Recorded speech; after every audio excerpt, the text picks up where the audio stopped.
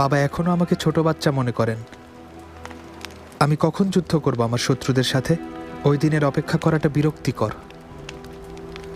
আমি বুঝতে পারছি, কিন্তু আপনি এখন ধৈর্য ধরুন। এত বড় রাজত্ব সামলানো এত সহজ না মুস্তাফা, কাজটা অনেক কঠিন। এর জন্য আগে পর্যবেক্ষণ করুন আর যোগ্যতা অর্জন করুন। কে জানে, হয়তো একদিন অটোম্যান সাম্রাজ্য আপনিই শাসন করবেন। আরগালি,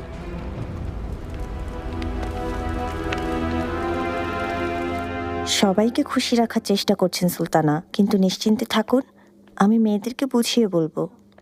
চমৎকার।